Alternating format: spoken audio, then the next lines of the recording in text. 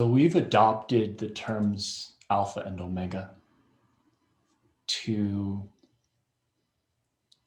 help ourselves and those we teach better understand polarity and how it actually impacts our love life and shows up in our day-to-day lives. So polarity is this principle in sexual yogas where we have the masculine and feminine principles. And when we start to understand what they are, what they mean, how they operate, we can start to learn in ourselves, like, what do I need to develop as a man? What does she need to develop as a woman? And there's kind of this intuitive biological thing, and a lot of women's groups and men's groups are based on that type of practice. How do I become a full man, really in my manhood? How do I become a woman in my womanhood? So there's a lot of brilliance and gifts in that type of exploration, understanding what masculine and feminine mean. And over the course of many years in this practice and in this world, with teachers, students, what we started to see in our own practice and in everyone else around us is that the masculine and feminine are not merely fixed in men and women.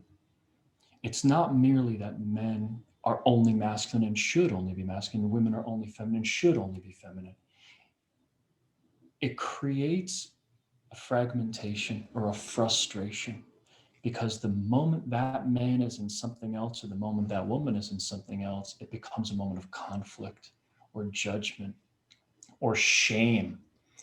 And the narrative starts to become, you're not feminine enough. You're not masculine enough. You need to be more in your masculine. I need to be more in my masculine. I need to be more in my feminine. And it becomes this shame game and this blame game where we take these archetypes and these concepts that are meant to liberate us, and we actually allow them to imprison us.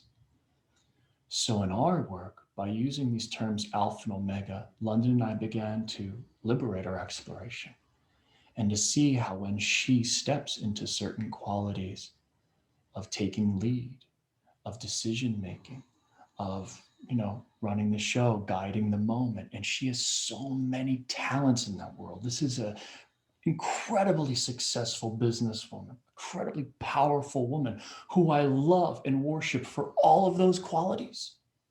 I wouldn't want her to lose any of those qualities, right? And the gift is that I also get to experience all of her other qualities too, as nurturer, as mother, as, you know, sexual yogi, goddess, oracle. And what it started to do in our relationship is we began inviting from each other and exploring, how do we liberate our full spectrum of who we are from alpha to omega, as if we were playing the notes of polarity on a piano, from the darkest note to the lightest note.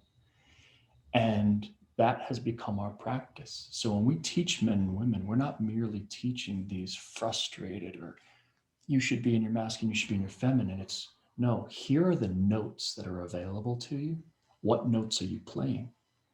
Can you play the notes skillfully, the ones that actually open your lover or actually serve the moment? Is it time for you to shut your mouth and listen and follow?